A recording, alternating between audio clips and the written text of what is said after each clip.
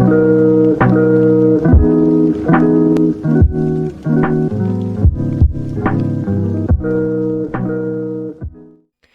guys, how's it going? Rash here, and welcome back to an episode of Cards and Castles Ranked with Red, where today we're jumping into the Nature's Necromancy deck for the August 2021 season. It's been quite a minute since we've done one of these here on the channel, or at least Ranked with Red, but I will admit it's been a little more tricky for me to find time recently to get these together for you guys, so I do apologize for that. They'll probably be more sporadic in the coming months, but that's just how it goes, and yeah. Without further ado, folks, I know you're here for the gameplay, so let's go ahead and jump right into it. Match number 1, Nature's Necromancy, right now. Alright, folks, in match number 1, we'll see us take on a green-purple list. Not something I see often here in the ranked ladder. But nonetheless, we are going to open up here quite awkwardly with some 3 gold plays with the Rat King, which we could have taken, but I didn't want to let it keep bothering me, so we're going to end up cycling it out here, picking up a Faithful Drake, which is not bad as a starting unit here. We get the second Rat King anyway, which is a bit weird, but I mean, we'll go ahead and take it. Our opponent has no turn to play. This, of course, opens us up for a Faithful Drake in the early game. This is going to do a good job at potentially putting down some early face damage here. And honestly, I mean, Drake is just one of those all-star cards that I'm surprised you don't see a whole lot more of. Most top players, when they're putting in some early drops here, I mean, go for the Faithful Drake for sure. The 2/4 is sort of a nice way to counteract a 3/3, maybe make a cleaner trade here. It also makes a blacksmith a whole lot more threatening. But that's just me here. We are going to trigger the Camouflage Trap, which is quite interesting to see. Not a lot of people play that. He will generate a Serpent Witch from it. That does kind of put me on the idea that, okay, this is going to be probably a monster-focused list here. And, yeah, our opponent just drops an army for turn, connects to the Faithful Drake, prevents us from attacking with the bad Drake, with the bad boy. And then, yeah, passes. We're going to probably go with the Rat King Mystic here, because I figured these colors don't have a clear way of dealing with this much... this many rats early on. It's impossible for me to speak today. I don't know why. But yeah, we're going to put in a bunch of rats here. These are going to, of course, swarm his board here, hoping to maybe even set up a Lightning Blade now that we traded in our Rat King into the Serpent Witch here, just by the way that we've positioned our rats.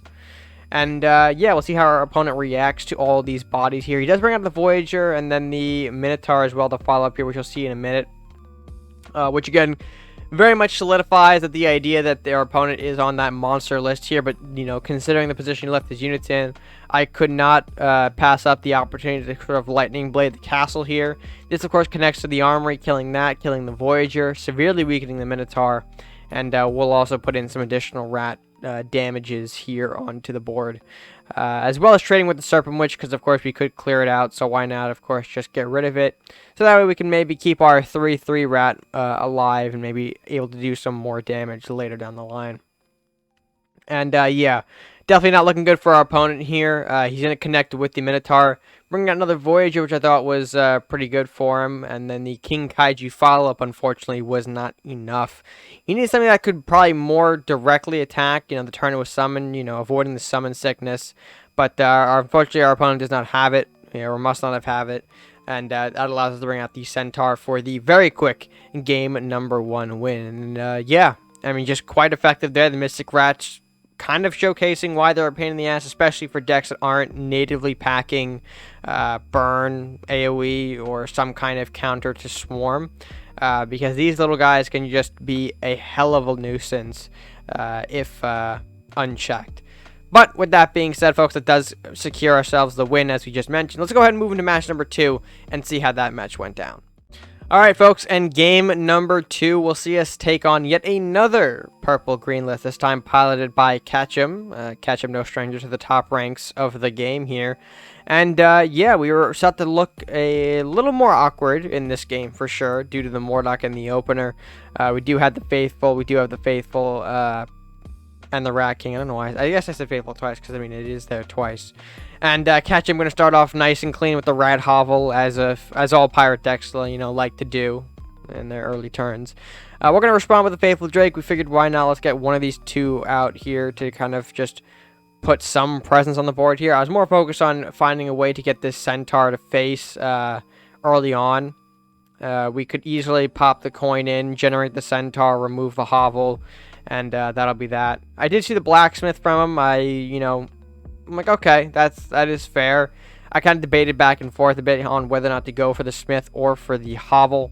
I did end up focusing on the Hovel, though, just to kind of shut down the unit generation. Almost with the Freezing Pillar down there for a second. Would have been a horrible misplay. But no, we get the right card down. Centaur connects to the Hovel. That does remove it from the game. And just leaves Ketchum with his Blacksmith for the turn here. And you notice that Ketchum is playing a little bit slower here. That'll become more clear, unfortunately, in the coming moments, as realistically, by this point in the game really started to slow down, and not so much in a good way. Despite the Blacksmith being out there, I was debating, okay, what could he do here? This might be his Koru Scopeless. I wasn't sure. Shaman comes out, which is a great way to remove the Centaur. The Blacksmith, of course, can connect to the Faithful Drake as well. And, of course, you can take the liberty of doing this, considering that, I'm not packing things like the Flamestorm. I do have Chain, but obviously not in the hand here, so I think he was just sort of fine with that connection. Meanwhile, our hand's looking a bit awkward. We don't really have a clean turn 4 play. We can go into the Drake, which we do take. I want to save the Rat King for perhaps a Mystic Journey, potentially.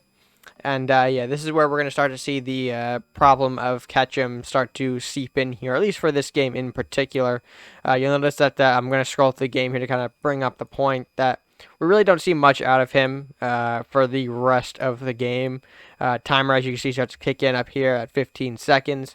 He told me after the game had concluded that there were internet issues over on his end, so he was kind of trying to resolve Wi-Fi issues instead of switching over to sort of cellular data, I suppose. And so, yeah, he kind of just ends up having to sack the Blacksmith here, go into the Beastmaster. I'm going to go into the Beastmaster, I should say, into the next turn here. I figured, okay, maybe he might have missed a turn here. I'm not sure if he's doing all right.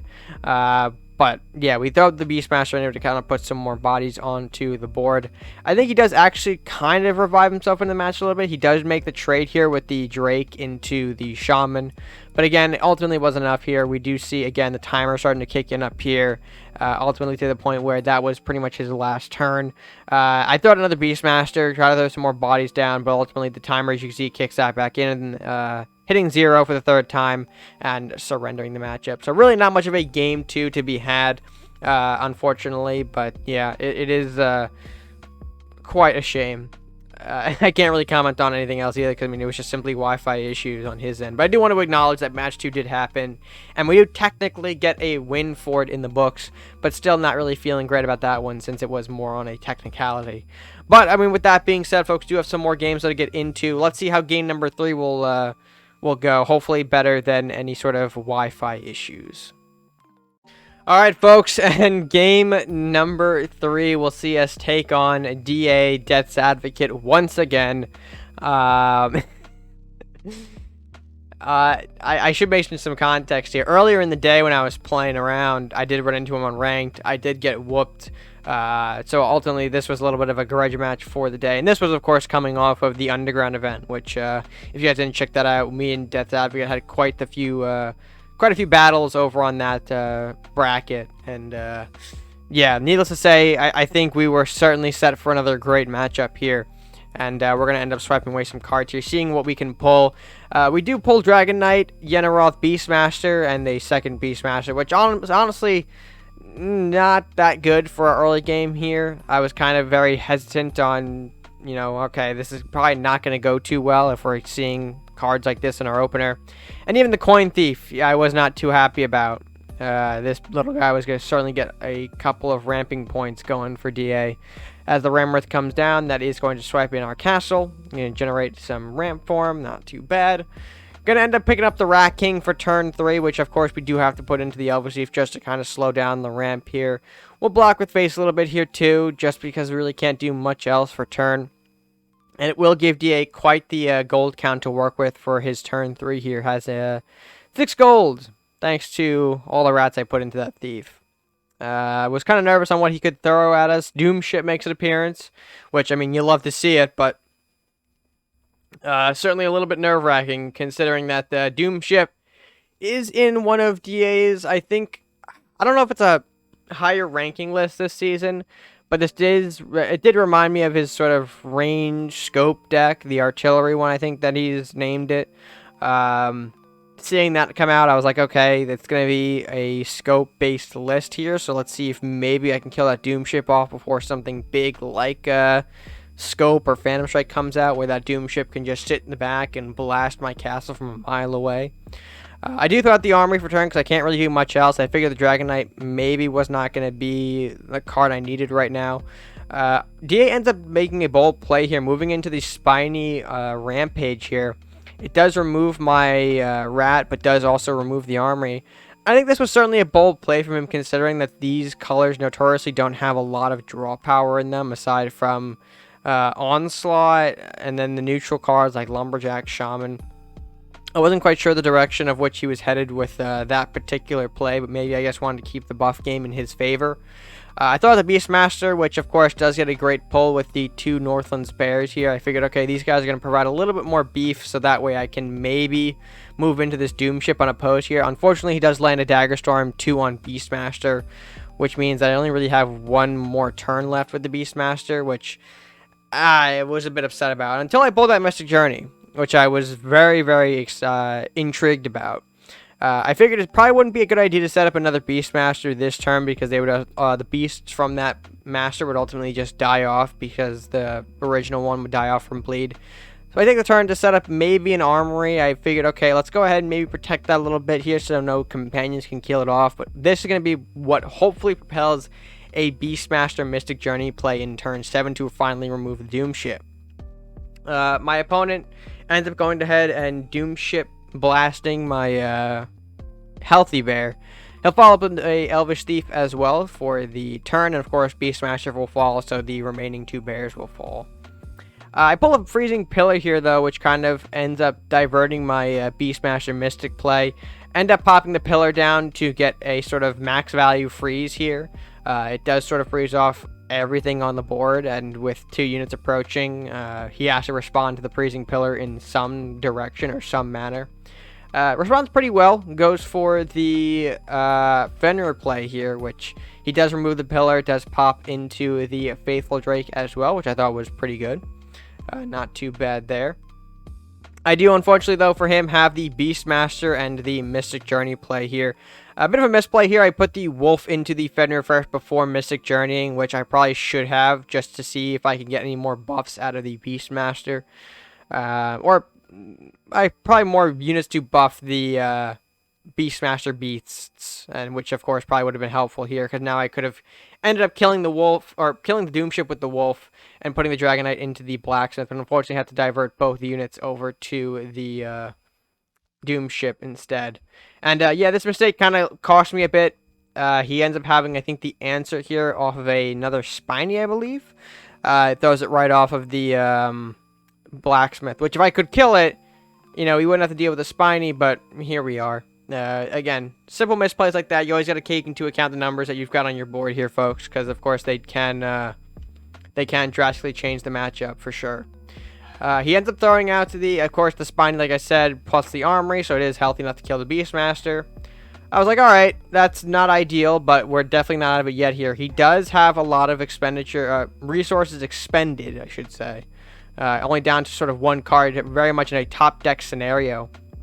I opt for the Yenaroth here just to kind of put some beef on the board. I figured probably has to expend maybe his last card or 2 to remove the the Yenaroth, and by that point I would kind of throw out the Mordok to solidify the game here.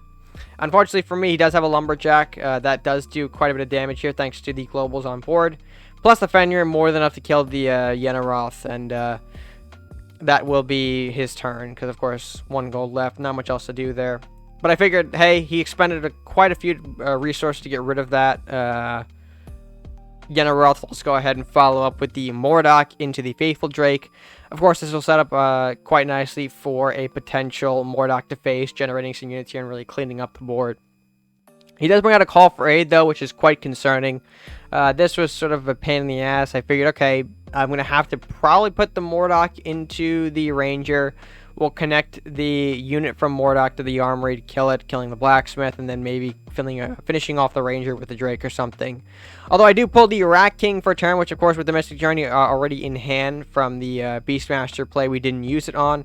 We do generate a Mystic Rat combo here, which I do the quick math and figured my rats plus the Faithful Draw are going to be more than enough to clean up this ranger and allow the Mordok to get to face, which is ultimately going to be a very big swing in the game here. Because, of course, we land the Mordok.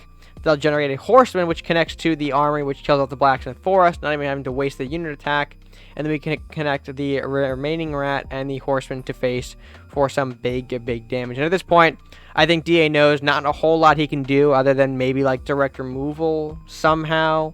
But it has to be something like execution maybe, or murder, because he did have the lumberjack. But again, that would generate more units off the Mordok, which he doesn't want this late in the game. So yeah, I think it is going to be our win here pretty much. And ultimately a great back and forth here again with DA. We do get another one over on him from previously, but of course at this point in the day we were at 1-1. He did get me, as I mentioned earlier in the day. But still, a great matchup for sure. And I think he might have debated on what else he could do here, but you know, not a whole lot, unfortunately. We do have the lightning blade, so even if you take out all the rats somehow, if you couldn't take out the wraith or anything like that, it would have been game over. So yeah, we do secure another win for us in match number 3, and we're doing pretty well. 3 wins so far out of 3 games. Can we keep the momentum up in game number 4? Let's go ahead and find out right now. All right, and game number 4, she's take on a Druid Warlock for a change here. So a bit of a second Druid matchup here, as DA, of course, bringing out the green-white in our last match. Now we're facing off against red-white. We'll see if we can, of course, sneak out another win here, as opening hand looks okay. We do have the lumberjack here to help us. That will establish some early game presence here, maybe get us a bit of a draw as well. And then maybe move into a blacksmith on turn 3, whatever happens turn 2. We'll figure that out when we get there. Our opponent does throw out a lumberjack in response, though, so we will lumber trade here to start off the game. Leanna was a pull for turn, which is quite interesting. Leanna is the sort of single card. It's just in the deck as a single copy, because I had the room. But, you know, usually it's pretty weird when she comes out, because games can pretty much swing in either direction just because she's sitting in my hand. But, yeah, not happy to see it this early on in the game here. Continuing on the matchup, we didn't have a turn 2 play, so unfortunately we do have to pass it off. But thankfully, it looks like our opponent doesn't either. So we can bring out a blacksmith for turn 3 just to get that going here to start to establish the global game. See if we can maybe squeak out a second one turn 4 into a rally turn 5. That seems like our ideal line, considering we are pulling things like, you know, Yenneroth and Archdruid, cards that we can't really use at this point in the game here. Seeing as how they're all 9 gold and we're only at 4 in our next turn. So at this point, it was a little concerned, just again because of our card count in hand. We weren't too happy about it, but we do have things like blacksmiths, which I think we can use. That will, of course, even us up and put us ahead, hopefully, in the global game here. So we should be able to kind of connect with whatever he's throwing at us with things like rally. But still was a bit unsure here as he goes into an Elvish Thief here. But not Elvish Thief, Hunter. The companion one. I don't know why I called it a thief there. But yeah, that kind of put me on a little bit of a warning, I guess is the right word. I mean, usually when Hunter comes out, it's a list focused around the companions, or at least the companions are a big focus of it. So I was expecting to start seeing them maybe come out now, but of course the armory for turn here does prove to me that he wants maybe them to be a little bit stronger before throwing them out, which I was like, okay, gross, but we can deal with it. We end up going for one of the rallies here. We do have a second one, so we are a little bit more risky with this one. We do have a reanimate for turn as well, which I would obviously like to have gotten the rally with the reanimate combo, but it is what it is here. At this point, I'm just fearful of like coin Dragon's Fire, and then that's my whole board gone. Like all the setup we did throughout the last 3 turns gone off a coin Dragon's Fire. So needless to say, I was a little bit nervous, but we'll see what our opponent could do here. He did have the Elvish Hunter, which could now shoot any one of the peasants if he wanted to. But 5 gold, I was thinking, okay, maybe there shouldn't be a whole lot that he can do, especially if he's not throwing out companions at this particular moment. We'll see what he does, though. Medal of Bravery, I was nervous at the Dragon's Fire for this point, but as soon as I started to see that connection, I thought, okay, doesn't seem to have Dragon's Fire then, or else he would have probably popped the Dragon's Fire to clear out the entirety of the board here.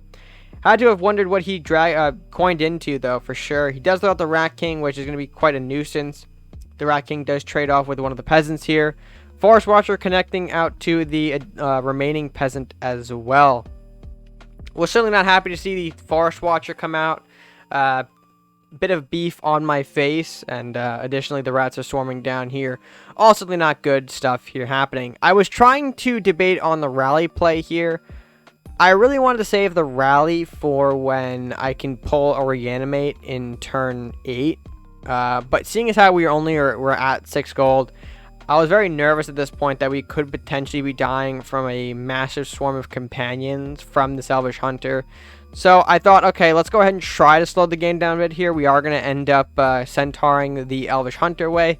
This is going to put all of his companions back to full price, so hopefully we won't get swarmed with them in the coming turns.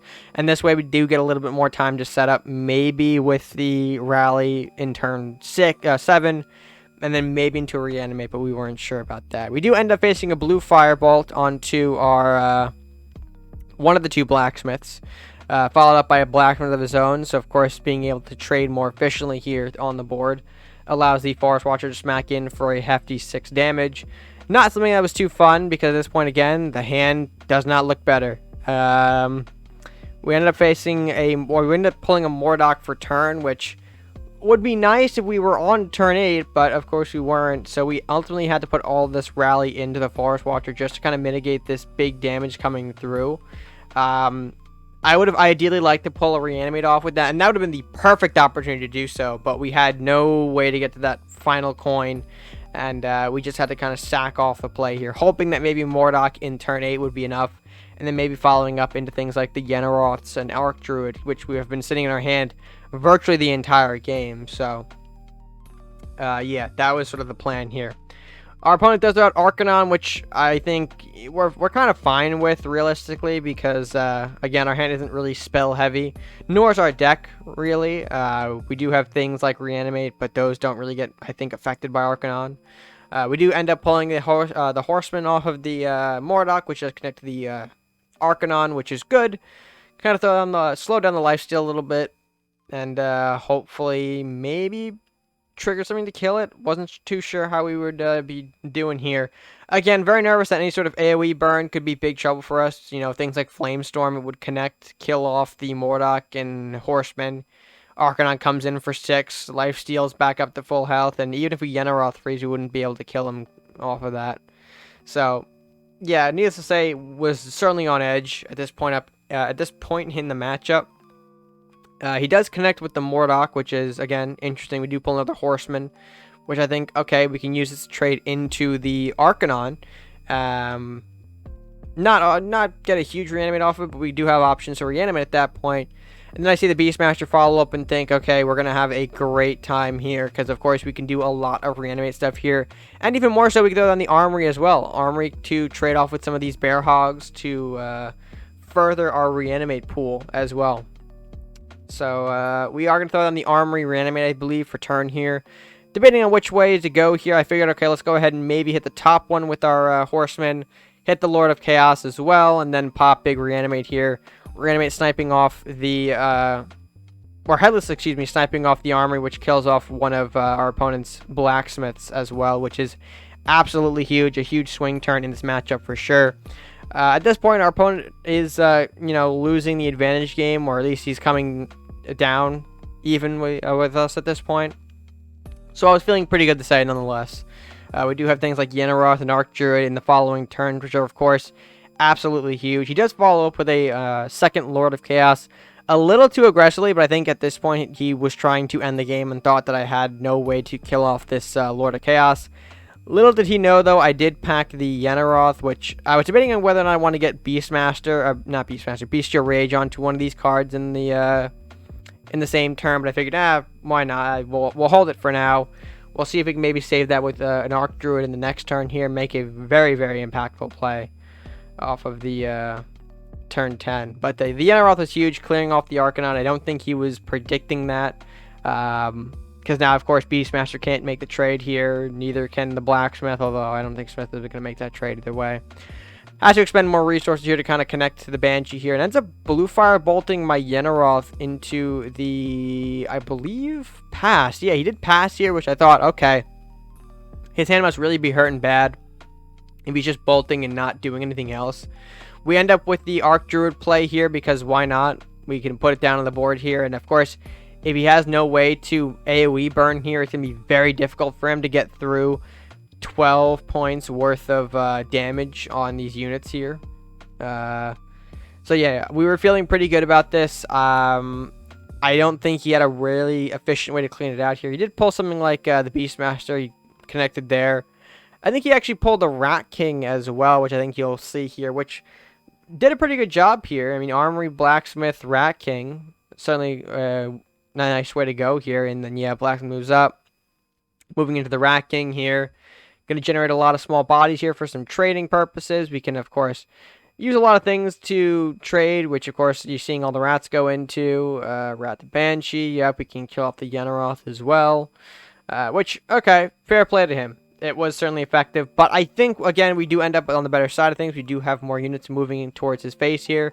8 points worth of damage, excuse me, is nothing to laugh at. Do end up with the Shaman, which I figured, okay, let's go ahead and get that played. Why not? Get some draw here. The Centaur being pulled is an incredible card. We do end up connecting to the Armory and to the Liana as well. Throwing out the Bestial Rage Centaur, because why not? A bit of a misplay on my part here. I forgot that we need to attack the castle first, but at that point, our opponent sees that, kind of throws up the surrender. He can't really succeed off of it, and we end up crashing the game, but we do get the win nonetheless.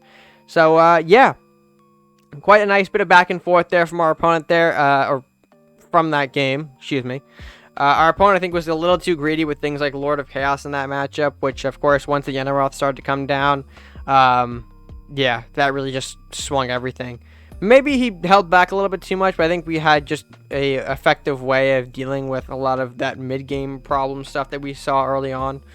But yeah, overall a great game nonetheless. And we move on to game number 5 for the deck, folks. Match number 5, the last one of the August placements. Let's go ahead and see how the deck does, because right now we're on a 4-0 win streak here. Will we go 5-0, or will something happen in that last game? Let's go ahead and find out right now. Alright, folks, and that match number 5 will see us face the returning green-purple list. It's back again for round 3. I don't know why, but here it is. And I did kind of get greedy with this hand a little bit here. I thought the Lumberjack early on would be pretty nice here, and then we could follow up with maybe some coin action in turn 3. Hopefully, again, see how it goes here. We do end up following up with the Lumberjack trade. At least that's what I'm hoping to get out of here. Always nice to see that happen if it does, which of course it does. Not before, though, the Rat Hollow gets done down. I figured, okay, that's going to be pretty stinky. We don't have a clear way to remove it this turn here. Yeah, we ultimately have to pass turn 2, drawing the Beastmaster and the Shaman. They're not cards we can coin into, so unfortunately we do have to pass here. It does allow him to bring up a Mage Apprentice off of a Matty here. Slight misplay, though. He does play this quite aggressively here, and I figured, okay, that's the perfect opportunity here, coining out Dragon's Knight. It's going to bother the Mage Apprentice for free, negate any sort of spell value off of that, and then maybe we can throw the Dragon Knight a little bit up front. I was hoping to throw it down here just to conserve the body so we can use it for the Centaur. I didn't want things like Blacksmith with their Armory coming down to kill off the Dragon Knight with the Rat, and then a chip of point damage with Matty. The important thing is that we needed the Dragon Knight as an additional launching platform, but does a pretty good job here of blocking off for any sort of companion play. If I had a Rampage, I would have been able to maybe use that, but we unfortunately don't, so we do have to let our opponent get another turn of setup here. We do end up going for the Shaman just for some draw cycle here, as well as potentially moving to threaten up the buildings a little bit on the top half here. That was the idea, but our hand is certainly not well equipped to deal with all this early building stuff. Not without the Rampage at this point in the game. We do see an Assassin, which is quite nice to see. You don't see those too often here outside of like green Red Awaken lists. So certainly a treat to see nonetheless here, as our opponent does follow up with the attempted block here, I believe, at the buildings, but ends up opening himself quite a bit here to where I can actually move in to connect to the Armory with the Centaur. I did want to kind of get a Rampage off of this, but we don't draw it, unfortunately. I probably should have ended up trying to draw for it previously, but But yeah, we end up using the Lumberjack here for more of a trading capacity. We do follow up with the connection to the Rat and connection to the Lumberjack as well. Just kind of killing off things while also keeping our guys alive at that 1 health to make the Southport Assassin targets pretty varied. And he does snipe off that Shaman, which is, you know, great to see. As long as it wasn't the Centaur or the Faithful Drake, I think we were going to be fine here. But yeah, we're in a pretty good spot here in this matchup here. Koru, though, comes out here with a shifting technique. Not too excited to see that, unfortunately, because, of course, that does mean he does move around a bit here. Gets a little sneaky on us. And ends up getting some free spells for our opponent to use in the game, which, yeah, not too happy about. We do pull a Mystic Journey for turn, which I think is going to be interesting for later in the matchup. But at this point, I'm kind of fixated on getting rid of his Hovel. He does end up putting quite a bit of defense behind it. So I figured, okay, maybe now's the right opportunity to try and take it out of the game here. Which we can. We do have a Centaur, mind you. So I think that was sort of the play I wanted to get in my head. And so we end up going to... I think we connect the Faithful Drake to Castle, going with the Lumberjack in front of the Rat here. And, of course, we'll end up making that trade regardless. Just, again, to keep our hand nice and fresh. Get some cycle going. Which I think we do pull another Centaur for turn. So, again, I was feeling pretty confident here. Despite the Koru still being on the field, I figured, okay, there isn't a whole lot he can maybe do with it other than maybe a scope. But, again, not the end of the world here because we do have the Mystic Rat combination. He does end up going for the second shifting Koru combination here and does pull a Witch Bolt off of his. Thankfully, we do get rid of the first one, but not before a meditation goes into the hand here. And yeah, I think that was certainly a play he made, but not too upset that he ended up taking that route here. And I think at this point, I don't know what I did here.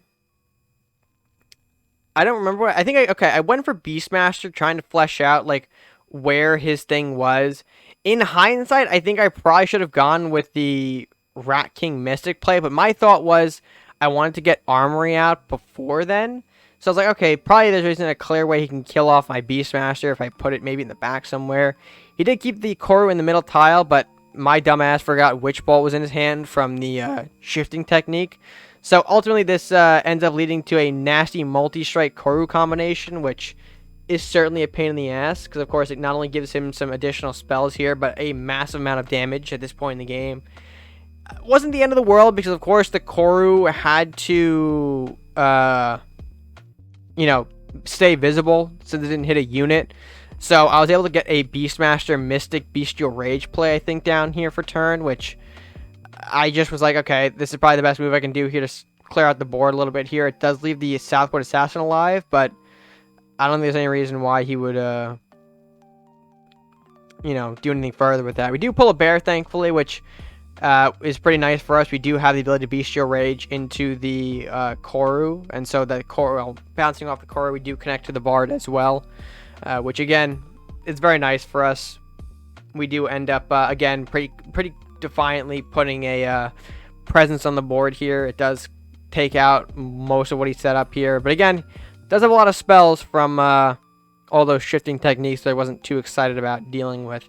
Especially if something like a Magic Eater came up later down the line here. But no, we end up facing Mordok with the Synchro Strike from one of those Koru pulls, which was very, very brutal here. He swipes around, connects to the Beastmaster, and yeah, gets the Wraith down to snipe into castles here. And at this point, I was really debating on what I could do to end the game here, or at least try to turn things around, but the Mordok pull was not ideal. I was looking more for a Yenaroth to kind of freeze stall the board just a little bit here to kind of buy myself time. Again, we don't see that, unfortunately. We do have to put the Mordok in, which maybe Mordok wasn't the best play to do, but realistically looking at my hand, there wasn't much else I could do. Maybe something with like Dragon Knight Reanimate, but even then it's not the best. And yeah, I think really the Mordok Synchro Strike play killed me, and there was pretty much no recovery room for me. I end up having to leave my face open to, again, another Wraith and Assassin play, which, you know, any sort of global wins him the game, and he had it, unfortunately. So that does mean the deck does go a 4-1 here. A bit unfortunate, but, I mean, the spell pulls, man, they really hurt me. And if I probably maybe didn't open up with the, with the Beastmaster the way that I did, or forget that Beastmaster. If I just probably moved in with the Rat King and maybe cleared out the Koru the hard way, maybe we wouldn't be dealing with it, but still, hard to tell. Even though we end up at 34-38, though, I think the deck did very well. Just a little bummed out about that last matchup. It could have been potentially better, but I think maybe just a few unfortunate scenarios with Lady Luck did us dirty. But, you know, it happens. It certainly happens. And, yeah, 34-38, not bad indeed. So, with that being said, folks, that is going to be all the games for the day. So let's go ahead and close the video here just to kind of get things going. And with that being said, folks, I hope you guys did enjoy this edition of Ranked with Red. If you did, let me know by leaving your thoughts down in the comment section below, as well as leaving a like on the video, sharing it with your friends, and of course, subscribing if you're new or haven't done so already. It does support the channel a ton just by leaving a subscribe, helping us get up to that 1K mark. We're so close, folks. We really are. I think something like 30% of folks who watch the videos aren't subscribed. I don't know. I could pull up the list maybe, but we'll see. I want to get this video out as soon as possible, so the less editing, the better. With that being said, folks, that is going to end off for today. So, yeah, until next time, stay gaming.